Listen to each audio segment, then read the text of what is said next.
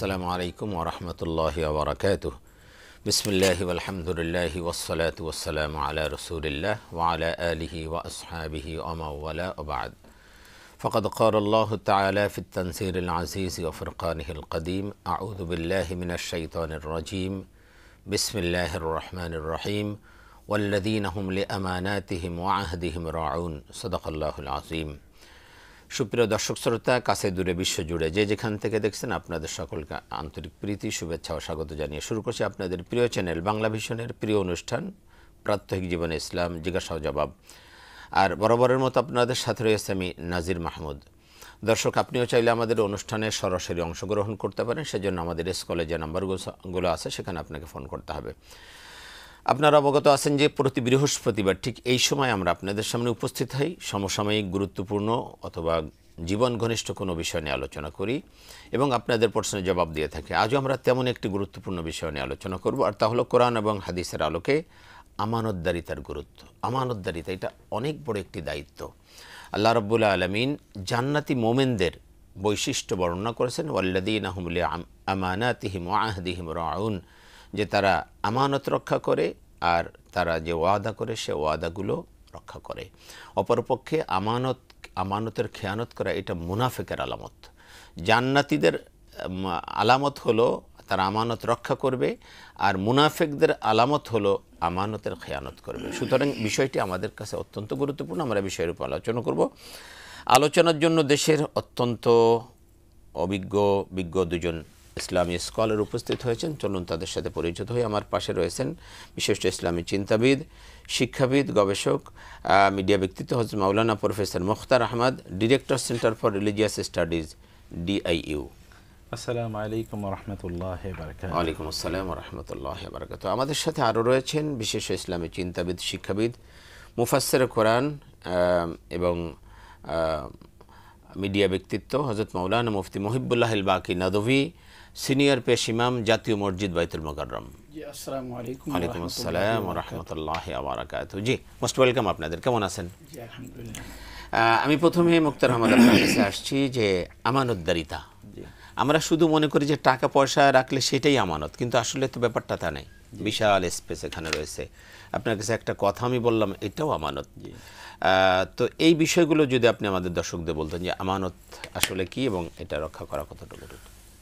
বিসমিল্লাহ ওয়া সালাতু ওয়া সালামু আলা রাসূলিল্লাহ ওয়া বা'দ। আমানত শব্দটি যেহেতু আমনুন থেকে এসেছে, আমনুন মানে নিরাপত্তা, অতএব কোনো মানুষ আমার কাছে নিরাপদ থাকুক, অথবা তিনি যদি আমার কাছে কোনো কিছু গচ্ছিত রাখেন অথবা আমাকে কোনো দায়িত্ব প্রদান করেন, তাইলে তিনি নিশ্চিন্ত থাকবেন, নিরাপদ থাকবেন যে এটির কোনো অবস্থা খেয়ানত হবে না। এটাই হলো আমানত। অতএব আমানত এটা সর্বব্যাপী ইস্যু।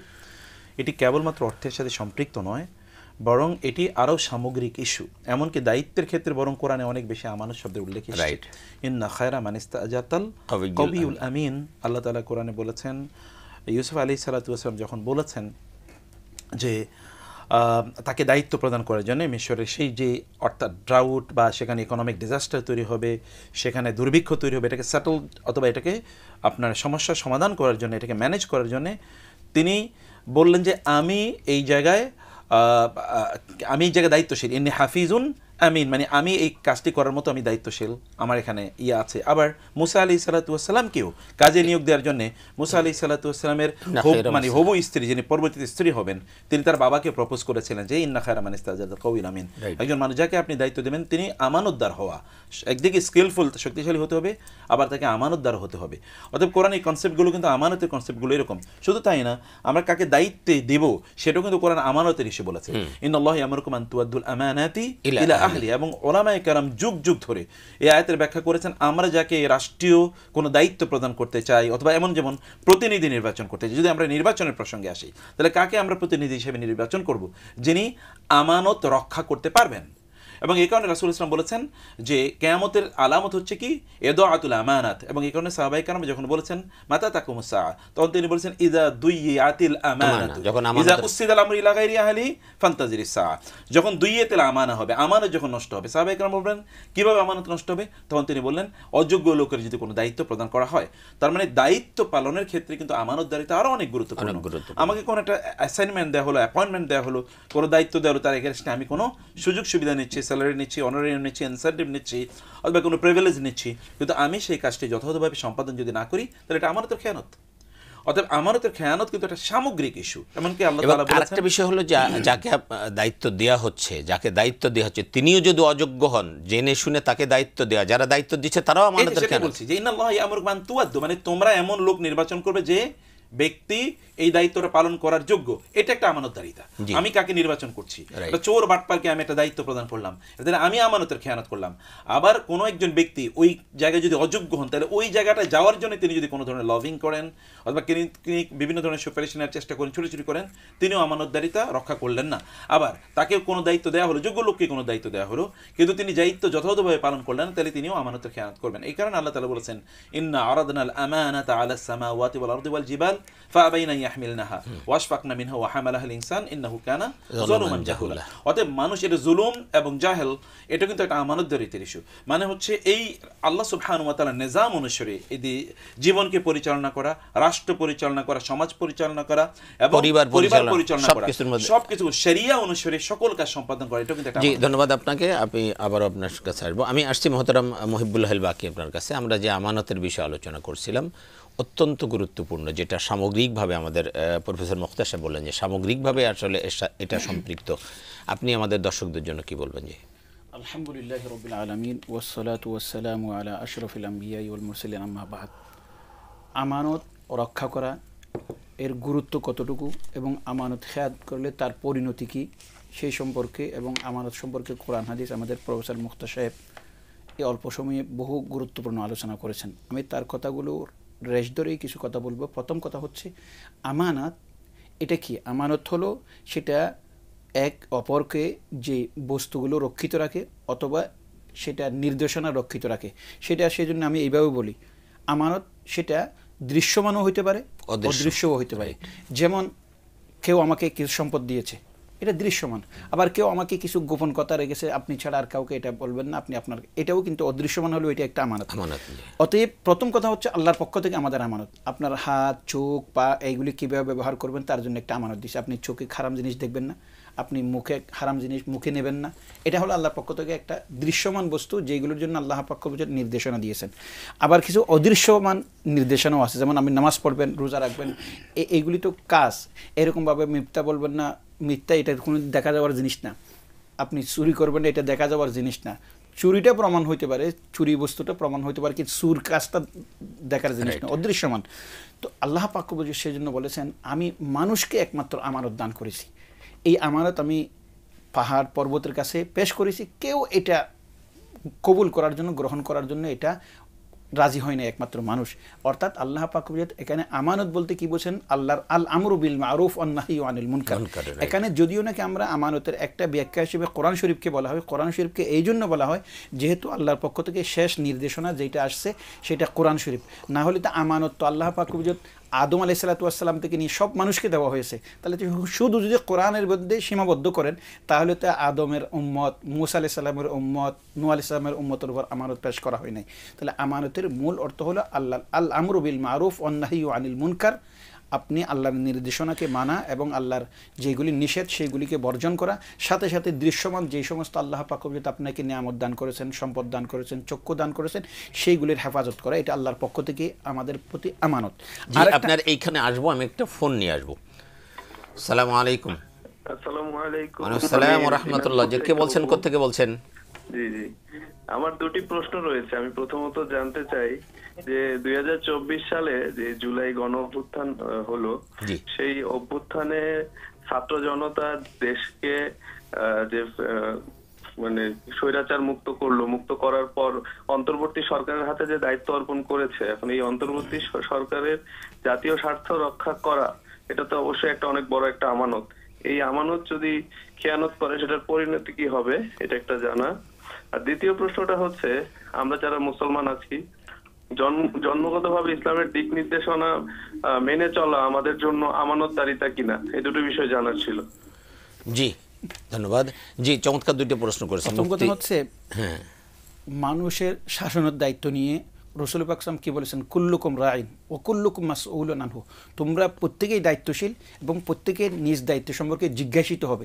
তো যারা এখন বর্তমানে দায়িত্ব নিয়েছেন, এটাও একটা কিন্তু জনগণের পক্ষ থেকে আমানত, সেই আমানত খেয়ানত করলেও একই গুনাহ হবে। শুধু আমরা এটা দল বিশেষে বলতে পারবো না যে অমুক দলে করলে সেই দলে গুনাহ করছে, অন্য দলে করলে গুনাহ করে না, এটা এটা শুধু অন্তর্বর্তী সরকার না, যে কোনো সরকার যদি দায়িত্ব পালন না করে সবার জন্য গুনাহ, সবাই গুনাহগার হবে।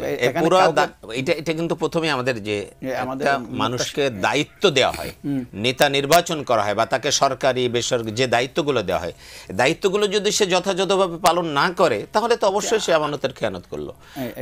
সুতরাং এই জায়গা আরেকটা প্রশ্ন উনি করেছেন। জি, আর আরেকটা প্রশ্ন করেছেন যে এই যে আরেকটা কি প্রশ্ন করেছেন?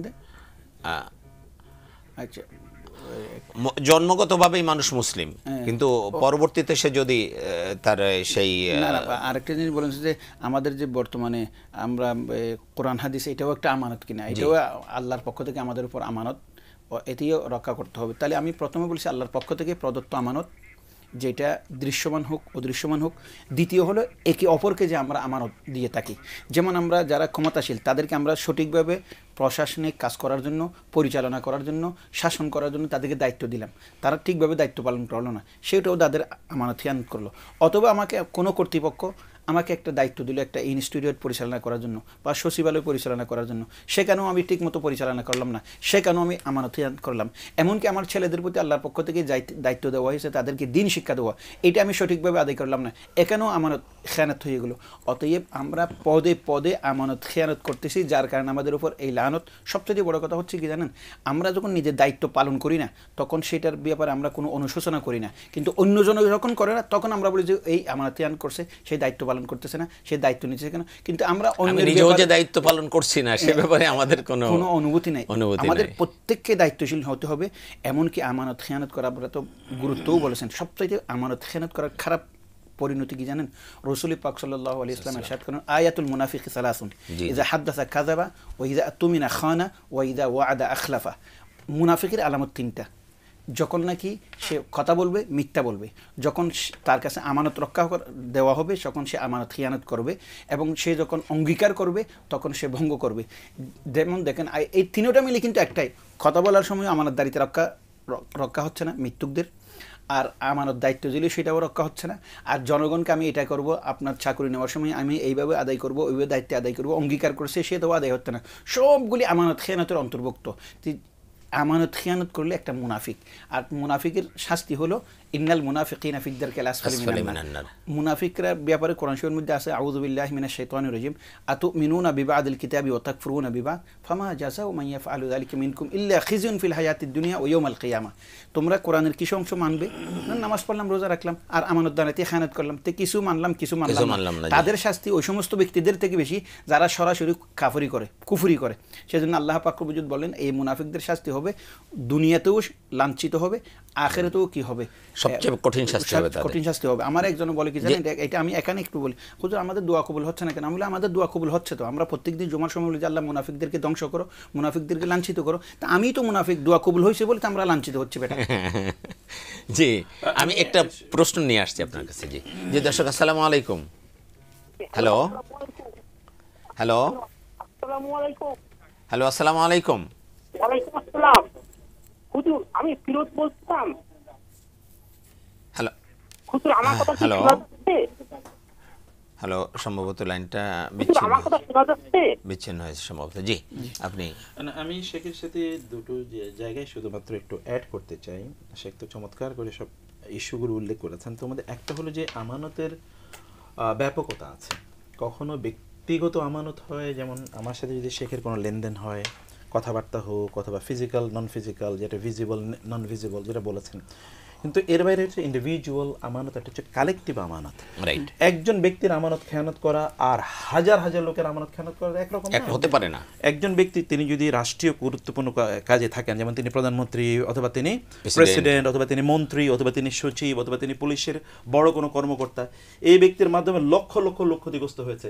অতএব একজনের আমানত খেয়ানত করলে যা অপরাধ, এটা একটা অপরাধ, এটা আরো বেশি বড় অপরাধ, এটা বিশাল বড় অপরাধ। এই লক্ষ লক্ষ লোক তো কিয়ামতের দিনটি মুফলিস, তোমরা কি জানো দেউলিয়াকে ওই ব্যক্তি মান আতা ইয়াউমাল কিয়ামাতি অথবা মান জা ইয়াউমাল কিয়ামাতি বিসাদাকাতিন ওয়া সালাতিন, অনেক নামাজ রোজা অনেক ইবাদত নিয়ে আসবে, কিন্তু ওয়াকাযাফা হাদা ওয়া আকালাহা মালা হাদা ওয়া দারাবা হাদা ওয়া শাতামা হাদা, ইত্তকে সে অমুকের মেরেছে, অমুকের অধিকার নষ্ট করেছে, এই সকল ব্যক্তিরা কিয়ামতের দিন তাদের যা ভালো আমল আছে, নামাজ রোজা করেছে, হজ যাকাত দিয়েছে, এদের সব আমলগুলো ওই ভালো লোকদের কাছে দেওয়া হবে, ওদের খারাপ আমলগুলো এদের দেওয়া হবে, সুম্মা তুরিহাত আলাইহি ফাতুরিহা ফিন্নার, এরপরে লোকের জাহান্নামে নিক্ষেপ করা হবে। তো ফলে আমানত কালেকটিভ যারা রাষ্ট্রীয় দায়িত্ব পালন করছেন অথবা কোনো প্রতিষ্ঠানের দ্বারা দায়িত্ব পালন করছেন, এদের আমরা এমনকি শিক্ষকদের কথা বলছি, হাজার হাজার ছাত্রদের অধিকার তারা নষ্ট করছে, যদি নষ্ট করে ঠিকমতো তাদেরকে পড়াচ্ছে না, এরকম যারা যেই সার্ভিসটা যদি যত গ্রেটার হয়, যত বিগার হয়, তত রেসপন্সিবিলিটি বিগার, এবং আমানত এর খেয়ানতটাও তত অনেক বড়। আরেকটা শেখেছে 2 নম্বর যেটা বলি, একটা হলো আকীদাগত আমানত, আরেকটা হলো আমলগত আমানত। আকীদাগত আমানতের মানে আমানত যারা খেয়ানত করে, যেমন মুনাফিকরা, এই সকল ব্যক্তিরা তো জাহান্নামে নির্মস্তরে থাকবে। আর আমলগত আমানত যেটা, যেমন কারো যেগুলো আমরা বললাম, এগুলো তো কাবায়ের মানে কবিরা গুনাহ, অতএব এগুলো আল্লাহ সুবহানাহু ওয়া তাআলা ব্যক্তি তওবা না করলে তো এই ব্যক্তির বাঁচার কোনো উপায় নাই। সেক্ষেত্রে আল্লাহ সুবহানাহু ওয়া তাআলা এদের উভয়ের অবস্থা সর্বশেষ একরকম হতে পারে। এর সাথে শুধু ছোট্ট করে বলি, মানে মুনাফিক সত্যিকার অর্থে কারা, এটা আমরা আমলি মুনাফিক বলতে পারি, কিন্তু আকীদাগত মুনাফিক কাউকে বলার কোনো সুযোগ নাই, কারণ এটা কেবল আল্লাহ জানেন এবং আল্লাহ রাসূল সাল্লাল্লাহু আলাইহি ওয়াসাল্লামকে বলে গিয়েছেন, এবং এই কারণে সাহাবায়ে কেরাম জানতেন না যে সেসব মুনাফিক কারা। সেখানে আমাদের সমাজে এখন অনেকেই ধরেন ওই আলেম, মানে দেখা যায় বিভিন্ন জায়গায় মতের অমিল হলে লোকেরা হয়তো বা তাদেরকে ওই জাতীয় মুনাফিক বলে থাকে, যদি তাদের ইন্টেনশন থাকে যেটা আকীদাগত মুনাফিক, তাহলে তো বিপদ আছে। আমি আপনাকে একটা কথা বলি, এখানে আমি একটা ফোন নিয়ে আসছি। জি দর্শক, আসসালামু আলাইকুম। হ্যালো, আসসালামু আলাইকুম। ওয়ালাইকুম আসসালাম ওয়া রাহমাতুল্লাহ। আমি ফিরোজ বলছিলাম। জি ফিরোজ ভাই, আপনার প্রশ্ন। আমি আল্লাহ নবী বলেছেন, যারা আমানত খেয়ানত করে, মাসের সম্পদ আত্মসাৎ করে, মাসের সঙ্গে প্রতারণা করে, তাদের ঈমান নাই। শুধু আমাদের সমাজে তাদেরকে মুসলমান বলা হয়, এই সূত্র জি ফিরোজ ভাই, আমরা প্রশ্ন পেয়েছি, আমরা জবাব দেব ইনশাআল্লাহ। জি মুহতারাম কি বলতেছেন? মানে প্রফেসর মুক্তা সাহেব একটি সুন্দর কথা বলেছেন, সেটা হলো কি আকীদাগত মুনাফিক হওয়া, আরেকটা হলো আমলি দিক থেকে মুনাফিক হওয়া। আমি একটা কথা বলি আপনাকে, এখানে দুইটা বিষয় আছে, আমলগত মুনাফিক হওয়া এবং আমলগত মুনাফিকটা কতক সময় আকীদাগত মুনাফিকের লক্ষণও হয়ে থাকে, আলামত হয়ে থাকে, কতক সময় হয় না। কিন্তু আবার এখানে আমরা যে আলেম উলামারা একজন আরেকজনকে বলতেছি, এটাও কিন্তু আরেক ধরনের মুনাফিকে আমলি, কারণ আমরা জানি না তার অন্তরের বিষয়, তা কিন্তু আমরা ফতোয়াই দিয়ে দিচ্ছি। এক, দ্বিতীয় নম্বর কথা হচ্ছে সবচেয়ে আমাদের মধ্যে সমস্যা, বড় সমস্যাটা আপনি দেখো তো, এইটা বললেন একজন আরেকজনের বিরুদ্ধে ফতোয়া দেওয়ার বিষয়টা, আপনি একটা এক দৃষ্টিভঙ্গিতে একটা কথা বলছেন, অথবা আপনার ইন্টেনশনটা ছিল খুব ভালো, কিন্তু সেটা প্রকাশভঙ্গিতে খারাপ হয়ে গেছে, এই অবস্থায় আমরা বলতেছি এই মুনাফিক হয়ে গেছে। এখন আমরা তখন বলতে পারি, ভাই আপনার শব্দটা এইভাবে না বলা উচিত ছিল, এইভাবে বললে বেশি ভালো হতো। কিন্তু এইটাও একটা আমানত খেয়ানত, কারণ আপনার ইন্টেনশন, আপনার নিয়ত যেটা বিশুদ্ধতা ছিল, তাকে যে আমি একেবারে জাহান্নামের মধ্যে ফেলে দিলাম, এটাও তো আমি অপব্যাখ্যা করে আপনাকে কাফের বানিয়ে দিলাম। এইগুলির এক। দ্বিতীয় নম্বর কথা হলো, আমরা একজন আরেকজনকে বর্তমানে সারা বিশ্বের মধ্যে আলেম উলামারা যে একজন আরেকজনকে কাফের বলে, সেটার একটা কারণ কি জানেন? আমি এক দৃষ্টিভঙ্গিতে কথা বলছি, সেটা আপনার দৃষ্টিভঙ্গিতে ব্যাখ্যা করে আমার কাফের বানাইতেছেন। আমি কোন উদ্দেশ্য বলছি সেটা কোনো ধার ধারতেছেন না, কিন্তু এটা বড় একটা ব্যাপক একটা কি হয়ে গেছে, খেয়ানত হয়ে গেছে আমাদের মধ্যে। এটাও একটা চিহ্নিত করছেন, ভালো করছেন, কারণ আমরা এই দ্বীনি আমানত খেয়ানতের সাথে সাথে ব্যক্তি আমানতের এবং কালেকটিভ আমানত সবগুলি একসাথে ধারণ করতে হবে, সবগুলি আমানতের ব্যাপারে আমাদের সচেতন থাকতে হবে। নাহলে একজন ইসলাম গ্রহণ করার পর আল্লাহর পক্ষ থেকে যে একটা আমাদের পরিচ্ছন্নতা এবং যে একটা শান্তির পুরস্কার আছে, সেটা আমরা ভোগ করতে পারবো না। আমরা সেই কারণে তো এখন ভোগ করতে পারতেছি। জি, আমাদের এক ভাই প্রশ্ন করছেন, ফিরোজ ভাই, মুক্তার ভাই যদি উত্তর দিতেন যে যারা আমানতের খেয়ানত করে তাদের ঈমান থাকবে কিনা? না, এই যে সে একটু মাত্র বললেন, আমানত তো দুই প্রকার। আমাদের ওই যে প্রবলেম হলো যে সবকিছু আমরা গুলিয়ে ফেলি। ইসলামের মূলনীতি আছে, উসুল আছে, উসুলের বাইরে তো কথা বলাও যায় না, উসুলের বাইরে কোনো মানে কাজও করা যায় না। উসুল আল্লাহ তাআলা আমাদেরকে দিয়ে দিয়েছেন। অতএব উসুল হলো এতেকাদি মুনাফিক যারা, তারা তো ফি নারি জাহান্নাম খালিদান মুখাল্লাদান ফিহি আবাদা, এটা হলো কোরআন এবং সুন্নাহ, অর্থাৎ বিশ্বাসগতভাবে যারা বিশ্বাসগত মুনাফিক। যেমন মিনান নাসি মান ইয়াকুলু আমান্না বিল্লাহি ওয়া বিল ইয়াউমিল আখির ওয়া মা হুম বিমুমিনিন, এই ব্যক্তি ঈমানদার কি ঈমানদার এটাকে বলা আল্লাহ জানেন। যেমন আব্দুল্লাহ ইবনে উবাই ইবনে সালুল, যেমন উবাই ইবনে সালুল, তো রাসূল সাল্লাল্লাহু আলাইহি ওয়াসাল্লাম জানতেন না যদি আল্লাহ তাআলা তাকে না জানিয়ে দিতেন। মানে আল্লাহু আ'লাম ইয়া'লামুহুম বলেছেন, আপনি তাদেরকে চেনেন না, বরং আল্লাহ তাআলা তাদেরকে চেনেন। আল্লাহ সুবহানাহু ওয়া তাআলা বলেছেন কোরআনে মুনাফিকদের আলোচনা বলতে গিয়ে। তো সেই কারণে এই কথা, এই জাতীয় শব্দ চয়ন করা এগুলো ঠিক না। হ্যাঁ, আমলি মুনাফিক আছে। আমলি মুনাফিকরা যারা ওয়াল্লাযীনা ইয়াজতানিবুনা কাবাইরাল ইসমি ওয়াল ফাওয়াহিশা ইল্লা লামাম, আল্লাহ তাআলা বলেছেন ছোট ছোট গুনাহ ছাড়া বড় গুনাহ থেকে যারা বিরত থাকে আল্লাহ তাআলা তাকে মাফ করে দেবেন। তো কবিরা গুনাহ তো আল্লাহ তাআলা ক্ষমা করবেন কি, এটা কেবল আল্লাহ তাআলার ইস্যু, তিনি জানেন।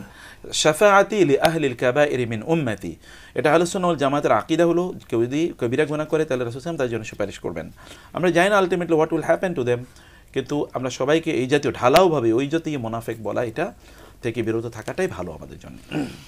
জি, আমি আবারও আসছি যে আমাদের যে আজকে যে বিষয়গুলো ছিল, আমরা দেখি বস্তুগত যে আমানতের ব্যাপারটা এটা কতটা গুরুত্বপূর্ণ। আমরা এখন এটা দেখতেছি যে সরকারি সম্পদ, জনগণের সম্পদ কেমনি মানুষ লুটেপুটে খাচ্ছে, অথচ বিশ্বনবী সাল্লাল্লাহু আলাইহি ওয়াসাল্লাম যখন মক্কা থেকে হিজরত করে মদিনায় যায়, তো কাফেরদের আমানত সহ যত আমানত ছিল তিনি আলী রাদিয়াল্লাহু আনহুকে বুঝাই দিয়ে গেলেন যে আমি চলে যাচ্ছি, সকালবেলা তুমি প্রত্যেকের আমানতগুলো বুঝাই দিও। আল্লাহু আকবার।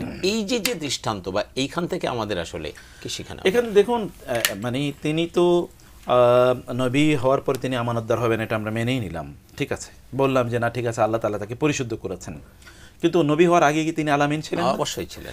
এই যে আলামিন হওয়া, এটা তো নবীদের খাসলত, নবীদের খাসলত আল আমানা, এটা নবীদের খাসলত। তো আমরা মুসলিম উম্মাহ আমাদের এখন একটা বড় সংকট হলো আমাদের আমানতদারিতা একেবারেই নাই, কোনো জায়গায় নাই, ফাইন্যান্সিয়াল ডিলিংসে নাই, আমাদের কোনো পাবলিক কথাবার্তা নেই, আচার-আচরণ নেই, কোথাও কিন্তু আমাদের এই আমানতদারিতা নেই। এবং এই কারণে দেখেন আপনি মুসলিম অমুসলিমদের মধ্যে কমপক্ষে আপনি এটা পাবেন। এবং রাসূল সাল্লাল্লাহু আলাইহি ওয়াসাল্লাম ভবিষ্যৎবাণী তো সত্য, তিনি বলেছেন এমন একটা সময় আসবে যখন আমানতদার আমিনান, তোমরা কোনো একটা বিশাল বড় জনপদ কিন্তু ওয়ালা তাজিদুনা ফিহা আমিনান, তোমরা সেখানে কোনো নিরাপদ মানে আমানতদার লোক পাবে না। এবং বলা হবে যে ওই গ্রামে একজন আমানতদার লোক আছে এবং লোকেরা তাকে দেখতে যাবে, এটা একটা চিড়িয়াখানার মতো যে এই একটা লোক আমানতদার আছে, আর আমানতদার লোক খুঁজে পাওয়া যাবে না। আমরা মনে হয় এমন একটা সময় আমরা বসবাস করছি, অর্থাৎ উম্মাহ হিসেবে এটা আমাদের জন্য একটা বড় সংকট এবং সমস্যা, আমাদের আখলাকি প্রবলেম। এটা আমাদের অনেক কিছু আছে, কেবল লোকেরা বলে আমরা শিক্ষায় পিছিয়ে আছি, আমরা মানে ইয়েতে সম্পদে পিছিয়ে আছি, ইত্তকার, আমরা রাজনৈতিক পাওয়ারে পিছিয়ে আছি, আমাদের নাই কি বলে সাংস্কৃতিক শক্তি নাই, অথবা আমাদের ওই যে আর্মস ওয়েপন্স নাই, আমাদের মূল নাই আখলাক, মূলতই আখলাক নাই। আখলাক যদি না থাকে তাহলে এই জাতি কেমনে উন্নত হবে? আর সাহাবায়ে কেরামে কি ছিল? সব কিছুই ছিল না, কিন্তু আখলাক ছিল, এবং সেটা সবচেয়ে বড় সম্পদ ছিল তাদের। আর আমাদের আল্লাহ তাআলা তার রাসূলের ব্যাপারে বলেছেন ওয়া ইন্নাকা লাআলা খুলুকিন আযীম। অথবা আমরা মনে করি যে এখন চিহ্নিত করা দরকার যে আমাদের আখলাকগত প্রবলেম কোথায় আছে, এটাও যদি সমাধান করতে পারি তাহলে আমার বিশ্বাস যে আমরা অবশ্যই বড় সমস্যা ওভারকাম করতে পারব। আমি আপনার সাথে আরেক কথা বলি। এক নম্বর কথা হলো মুহাম্মদুর রাসূলুল্লাহ সাল্লাল্লাহু আলাইহি ওয়াসাল্লাম তো একদিনে হঠাৎ করে হিজরত করবে এই সিদ্ধান্ত নেয় নাই। চতুর্দিকে কাফেররা একজন আরেকজনকে বলা বলি করতেছে আমরা ওনাকে শেষ করে দিব, দুনিয়া থেকে বিদায় করে দিব। কিন্তু রাসূল পাক সাল্লাল্লাহু আলাইহি ওয়াসাল্লামকে এত বেশি তারা আমানতদার হিসেবে বিশ্বাস করতেন, সেই কঠিন মুহূর্তেও কেউ বলে না যে মুহাম্মদকে তো কালকে পরশু হত্যা করে ফেলবে, আমরা তাড়াতাড়ি গিয়ে আমাদের আমানতগুলি নিয়ে আনি। এটা করে না, বলে যে না, জান থাকতে উনি আমাদের আমানতে আনত করবে না। যার কারণে মুহাম্মদুর রাসূলুল্লাহ সাল্লাল্লাহু আলাইহি ওয়াসাল্লাম আসার সময়ও সেরকমভাবে হযরত আলী রাদিয়াল্লাহু তাআলা আনহুকে গচ্ছিত আমানতগুলো সবগুলো বুঝিয়ে দিয়ে আসছেন। এক। দ্বিতীয় নম্বর যে বিষয়টা আপনি বললেন, আমরা আমানত খেয়ানত করতেছি মুসলমান হিসেবে, এরপর যদি আল্লাহ পাক কবুল আমাদেরকে সব কিছু নিয়ামত দিয়ে দেয়, তাহলে তো এইরকমই হবে যে আল্লাহ পাক কবুল মুসলমানদেরকে সব অপরাধ করার পরেও তাদেরকে শান্তিতে রাখছে, তাহলে তো আল্লাহর সাথে আমাদের যে একটা ওয়াদা আছে, ভালো মানুষ হলে আল্লাহ পুরস্কার দেবে, এর বাইরে গিয়ে তো আল্লাহর সুন্নতের বাইরে চলে গেলাম। সেজন্য আল্লাহ পাক কবুল আমাদেরকে যেই অবস্থায় রাখছে এটাই ভালো রাখছে। কারণ একজন রোগী যে এরকম আইসিইউর মধ্যে রাখলে সে বলতে পারবে না অন্য 10 জন রোগীকে বেডের মধ্যে রাখছে, আমার আইসিইউর মধ্যে রাখছে কেন? আরে তোমার আইসিইউর মধ্যে রাখছে তোমার ভালোর জন্য।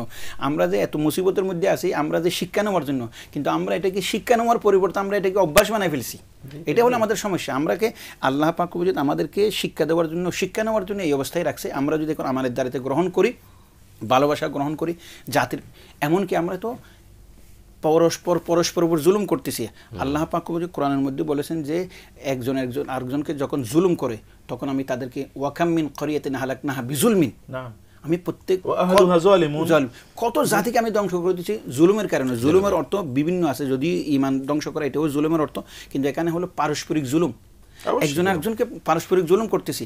একজন আমরা এখন আমার মধ্যে মধ্যে হাসিও আসে যে যেই অবস্থার মধ্যে আছি, একজন খুব নিরপরাধ ব্যক্তি সময়ের পরিবর্তনে সে একেবারে মাসুম বাচ্চা হয়ে গেছে, আর একজন জেল কাটতেছে সময়ের পরিবর্তনে সে এখন একবারে সবচাইতে পবিত্র হয়ে গেছে, আবার ক্ষমতার থেকে চলে গেছে সেই ব্যক্তি সবচাইতে খারাপ হয়ে গেছে। তাহলে আমাদের মধ্যে আদর্শ আসলো কোত্থেকে? এগুলি তো আমাদের প্রত্যেকটা ইন্ডিকেট করতে হবে, দল মত নির্বিশেষে আমাদেরকে এগুলি ইন্ডিকেট করতে হবে, এবং ইন্ডিকেটের বাঁধাটা কোথায় সেটাও দেখতে হবে। না হলে এই জাতি কোনোদিন আপনি যতই পরিবর্তন করেন না কেন, বোতল পরিবর্তন করলে লাভ হবে না, ভিতরের পানি পরিবর্তন করতে হবে। আপনি মানে সুবলা পরিবর্তন করলে লাভ হবে না, আমাদের আধ্যাত্মিকতা পরিবর্তন করতে হবে, আমাদেরকে আমানতদার হইতে হবে। আর আমানতদারের বিষয়টা এমন জিনিস, আমানত রক্ষা হলে আপনি কোর্টের কাছে বিচার পাবেন, আমানত রক্ষা হলে প্রশাসনের কাছে আপনি শুদ্ধ বিশুদ্ধ সিদ্ধান্ত পাবেন, আমানত রক্ষা হলে আপনার ছেলেটা ভালো শিক্ষায় শিক্ষিত হবে, আমানত রক্ষা হলে মসজিদের মুসল্লি ইমাম সাহেব থেকে ভালো কথা শুনবে, আমানত রক্ষা হলে বাবার কাছে ছেলে নিরাপদ থাকবে, আমানত রক্ষা হলে স্ত্রী স্বামীর কাছে নিরাপদ থাকবে, স্বামী স্ত্রীর কাছে নিরাপদ থাকবে। প্রত্যেকের স্তর থেকে আমরা আমানত খেয়ানত করতেছি, সেই জন্য একজন আরেকজনের জন্য আমরা ঝুঁকি হয়ে গেছি। বর্তমানে রাষ্ট্রের কাছে জনগণ, শাসকের কাছে শাসিত, সবগুলো আমরা এখন ঝুঁকির মধ্যে হয়ে গেছি শুধু আমানত একটা বড় খেয়ানত করার কারণে। আল্লাহ থেকে হেফাজত করুন। আমি মুক্তা সাহেব আপনার কাছে আসছি যে আমরা আজকে যে আমানতদারিতার বিষয়ে আমরা যে আলোচনা করছি, যে আমানতদারিতা না থাকলে আসলে আমাদের ব্যক্তিগত, পারিবারিক, সামাজিকভাবে কি কি বিষয়ের মানে ক্ষতির সম্মুখীন আমরা হতে পারি। অলরেডি আমরা আলোচনা করে ফেলেছি। আমি আর কিছু আমানতের কয়েকটা জায়গা বলি। কোরআনে যখন আল্লাহ তাআলা বলেছেন ওয়ালা তাকুল লিল খাইনিনা খাসিমা, এই যে আয়াতের প্রেক্ষাপটটা কি? আমরা দেখি যে এক ইহুদির বর্ম অথবা তার আটা চুরি করেছে এক কথিত মুসলমান, এবং সে এটাকে চুরি করে নিয়ে এসে কি করেছে, একজনের আটা চুরি করেছে, এক ইহুদির ঘরে নিয়ে এটা ফেলে রেখে এসেছে। এরপরে বলছে যে ওই ইহুদি চুরি করেছে। তারপর রাসূল ইসলামের কাছে এসে বলল আমরা মুসলমান, আমাদের কথা আপনাকে শুনতে হবে। রাসূল ইসলাম was very inclined to give verdict in their favour, যে এর মুসলমান নিশ্চয় সত্য বলল। আল্লাহ তাআলার সাথে কোরআন আয়াত না ও তো খেয়ানত করেছে। এখানে ইহুদি সত্যবাদী, এই মুসলমানরা মিথ্যাবাদী, এই মুসলমান মিথ্যাবাদী, অতএব সে খায়েন, এবং আল্লাহ বলেছেন ওয়ালা তাকুন লিল খাইনা খাসিমা। আচ্ছা, এখন যারা আদালতে, দুটো পেশার কথা বলছি, একটা পেশা যারা ওকালতি করে বা যারা ল প্র্যাকটিস করে, প্র্যাকটিশনার, উকিল, লয়ার, অথবা আর কি যেন বলে এদেরকে, অ্যাডভোকেট। আচ্ছা, এর বাইরে অথবা যারা বিচারক, এই উভয় পক্ষ এখানে খেয়ানত করছে কিনা, মিথ্যা লোক জানে যে এই মামলাটা মিথ্যা, তারপরে কি ওখানে তার পক্ষে লড়ছে টাকার জন্যে, এবং এই বিচারক জানে যে এটা মিথ্যা একটা রায়, তারপরে ফাঁসির রায় দিচ্ছে, তাকে হত্যা করছে, জেনে বুঝে করছে। এদের চেয়ে বড় খেয়ানতকারী আল্লাহর জমিনে হতে পারে না। এরা তো অবশ্যই হত্যাকারী, এরা হত্যাকারী, এবং এদের উপর যে অর্পিত দায়িত্ব ছিল, এই যে কোরআন আয়াতের প্রেক্ষাপট বলছি, এরা তো খেয়ানতকারী, তো ভার্ডিক্ট দিচ্ছে হচ্ছে জালেমের পক্ষে, এবং এই লোক লড়তেছে হচ্ছে জালেমের পক্ষে। তো এই অবস্থায় এই সমাজ কিভাবে টিকে থাকে? আমরা কমপক্ষে যদি যারা এইভাবে মানুষকে হত্যা করে, আল্লাহ পাক বলছেন যে ওমান কাতালা মুমিনান মুতাআম্মিদান ফাজাযাউহু জাহান্নামু খালিদান ফিহা ওয়া গাদিবাল্লাহু আলাইহি ওয়া লা'নাহু। চার-পাঁচটা শাস্তির কথা বলছেন, একটা পাপের জন্য 4-5টা শাস্তি আর কোথাও বলা হয়নি। এক নম্বর কথা আমি বলছি কি, অতএব এটা একটা বড় একটা জায়গা। এর পাশে আরেকটা জায়গার কথা যেটা আমার কাছে মনে হয় যে খুবই দুর্ভাগ্যজনকভাবে এটা আমাদেরকে একেবারে শেষ করে দিচ্ছে, এই আমানতদারিতার কথা বলছি। দেখেন, একটা রাষ্ট্রযন্ত্র যদি মানে প্রত্যেকটা জায়গায়, রাষ্ট্রের সকল জায়গায় যদি খেয়ানতের কাজ হয়ে যায়, তাহলে ওই রাষ্ট্র ধ্বংস হয়ে যায়। মানে ইবনে তাইমিয়া রাহিমাহুল্লাহ এবং ইবনে খালদুন রাহিমাহুল্লাহ মুকাদ্দিমাতে একই কথা বলেছেন যে ইন্নাল্লাহা লা ইউনসিরু আদ-দাওলাতা আল-কাফিরাতা আল-আদিলাতা আলা দাওলাতিল মুসলিমাতি আয-যালিমা। কোনো একটা রাষ্ট্র যদি এখানকার সকল জনপদের সকল লোকেরা মুসলমান, কিন্তু এখানে কোনো কি নাই, আমানতদারিতা নাই, তাইলে ওই রকম একটা আমানতদার রাষ্ট্রকে আল্লাহ তাআলা এদের উপর সাহায্য করবেন। এরা মুসলমান হওয়ার পরেও ওই জালেম একটা রাষ্ট্রকে, মানে এটা অমুসলিম রাষ্ট্রকে আল্লাহ তাআলা সাহায্য করবেন। অমুসলিম রাষ্ট্র তারা যদি আমানতদার হয়, তাহলে এদের উপরে তারা বিজয়ী হবে, এবং গোটা পৃথিবী জুড়ে তাই হচ্ছে না? তাই হচ্ছে। মুসলমানরা সর্বত্র দেখেন তারা মার খাচ্ছে, তো মুসলমানদের প্রবলেম কোথায়? এদের আমানতদারিতা কোথা আছে? এরপরে লাস্ট সর্বশেষ আধা মিনিট আমি বলতে চাই, আমাদের পারিবারিক আমানত আছে। আমরা স্বামীরা কি স্ত্রীর প্রতি আমানত পালন করছে? স্ত্রীরা কি স্বামীদের প্রতি আমানত পালন করছে? সন্তানরা কি পিতামাতার প্রতি আমানত পালন করছে? পিতামাতা কি সন্তানদের প্রতি যে আমানতদারিতা আছে তাকে পালন করছে? কোথাও কোনো আমানতদারিতা নেই, কোথাও নাই। সেকে একবারে শুরুতে বলছেন আমানতদারিতা একটা সামগ্রিকতা, এটা পারিবারিক অঙ্গন থেকে শুরু করে ব্যক্তি জীবনে আমাদের আমানতদারিতা কই? আমরা যে প্রত্যেকটা শব্দ মা ইয়ালফিজু মিন কাওলিন ইল্লা লাদাইহি রাকিবুন আতীদ, আমার কথার কি আমানতদারিতা আছে না? আমার চোখের আমানতদারিতা, নাকের আমানতদারিতা, আমার সময়ের আমানতদারিতা, এর চেয়ে বড় আমানতদারিতা কি? আমরা সময়টা কোথায় ব্যয় করছি? গল্প গুজব করে, আরেকজনের বিরুদ্ধে গীবত শিকায়েত ইত্যাদি করে তো সময় নষ্ট করে দিচ্ছি। তো ফলে আমানতদারিতার যখন থাকে না, এই সমাজ তো ধ্বংস হতে বাধ্য। আমরা এরকম একটা সমাজে বসবাস করি। জি, ধন্যবাদ। আমি বোধহয় শেষ সময় এসেছি। শেখ, আপনি আজকের বিষয়ের উপরে যদি কিছু বলতেন, মানে মোলাক্খাস একটা কথা বলি, আমানত খেয়ানত করার অর্থ হলো জুলুম করা। রাইট।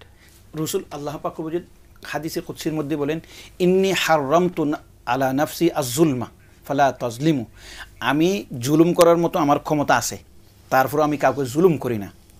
অতএব আমরা যারা জুলুম করার ক্ষমতা রাখি না, কিছুদিন জুলুম করে আমরা আল্লাহর পাকড়াও থেকে বাঁচতে পারবো, সেই জন্য আমরা আমানত খেয়ানত করব। আমাদের বিষয়টা এরকম, একজন দায়িত্বশীল ব্যক্তির নাম বলবো না, যখন সে পদের মধ্যে থাকে সে মানুষকে জুলুম করে, আবার যখন সেই পদ থেকে চলে যায় সেই পদের মধ্যে তার কোনো কাজ থাকে তখন গায়ে বলে যে হায় রে এই লোকগুলো কীভাবে যে খেয়ানত করতেছে। আমি একবার বললাম যে স্যার ডাকছি ওই লোকটা বড়, তো আমি বললাম যে আপনি যখন ইনসাফ আশা করতেছেন আপনি ওই শেয়ারের মধ্যে থাকতে কী করতেন, আপনি কতটুকু ইনসাফ করতেন?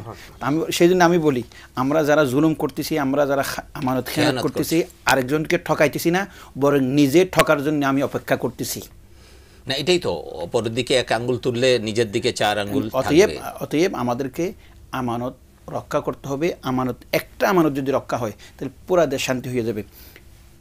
আমরা ছেলেদেরকে আমানত রক্ষা করে শিক্ষা দিব, চারিত্রিক বানাবো, চরিত্রবান বানাবো, সুশিক্ষা দেব। বাবার বৃদ্ধ হওয়ার পর ছেলের পক্ষ থেকে জুলুমের শিকার হবে না। আমরা শাসক গোষ্ঠী জনগণের হক আদায় করব, জনগণ সরকারের হক আদায় করবে, কেউ একে অপরের প্রতিদ্বন্দ্বী হবে না। স্ত্রী স্বামীর হক আদায় করবে, স্বামী স্ত্রীর হক আদায় করবে, একজন একজনের প্রতিদ্বন্দ্বী হবে না। এখন আমরা প্রত্যেকে একে অপরের নিজ স্থান থেকে প্রতিদ্বন্দ্বী হয়ে গেছি, এই জন্য যে আমরা আমানত খেয়ানত করতেছি। অতএব আমাদেরকে আমানত রক্ষা করতে হবে, এবং আমানত যদি রক্ষা না করি তাহলে আমরা যে বর্তমানে যে আমাদের এখানে আদালতের মধ্যে স্বামী স্ত্রীর সবচেয়ে মূল্যবান সম্পর্ক, গুরুত্বপূর্ণ সম্পর্ক, জান্নাতি সম্পর্ক, কিন্তু সেই স্বামী স্ত্রী নিয়ে কতটা আদালতের মধ্যে বিশ্বাস যাচ্ছে আপনি খেয়াল করবেন। এক, পার্টনারে মহব্বত, কিন্তু সেক ডিভিশনের মামলাগুলো সবগুলো তো পার্টনারে হচ্ছে, যাদের মধ্যে মহব্বত ছিল।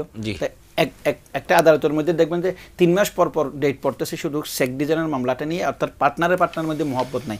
এরকমভাবে আপনি দেখেন দুর্নীতি দমন ব্যুরোর মধ্যে এত মামলা হচ্ছে, সবগুলি কিসের জন্য? সবগুলি দুর্নীতি। ধন্যবাদ আপনাকে, আপনাদের উভয়কে। অনেক চমৎকার কথা বলেছেন আমাদের জীবন ঘনিষ্ঠ প্রিয় দর্শক। আমরা আসলে এর থেকে আমাদের শিক্ষা নেওয়া দরকার যে আসলে আমরা কি করতেছি। আমাদের তো দিন শেষে আল্লাহর কাছে ফিরে যেতে হবে। আল্লাহ পাক বলছেন কুল্লু নাফসিন যায়কাতুল মাউত সুম্মা ইলাইনা তুরজাউন, প্রত্যেক প্রাণীকে মৃত্যুর স্বাদ গ্রহণ করতে হবে, আমার কাছে ফিরে আসতে হবে, আল্লাহর কাছে ফিরে যেতে হবে, এবং জীবনের হিসাব পাই করে আপনাকে বুঝে দিতে হবে।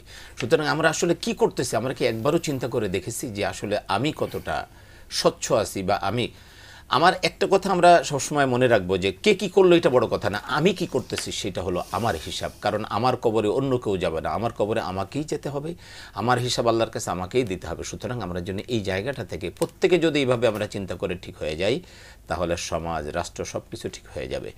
সুতরাং আমরা আমানতদারিতা রক্ষা করব নিজের, পরিবারের, সমাজের, রাষ্ট্রের সব জায়গায়। আল্লাহ পাক এই বিষয়টি আমাদেরকে অনুধাবন করার এবং পালন করার তৌফিক দান করুন। আগামী বৃহস্পতিবার আমরা ঠিক এই সময় আপনাদের সামনে উপস্থিত হব, আলোচনা করব রাসূল সাল্লাল্লাহু আলাইহি ওয়াসাল্লামের মেরাজ নিয়ে। যেহেতু রজব মাস চলছে, তো ইনশাআল্লাহ সেই অনুষ্ঠান দেখার সাদর আমন্ত্রণ জানিয়ে আপনাদের ইহকালীন পরকালীন কল্যাণ কামনা করে আজকের মতো বিদায় নিচ্ছি। আল্লাহ হাফেজ। আসসালামু আলাইকুম ওয়া রাহমাতুল্লাহি ওয়া বারাকাতুহু।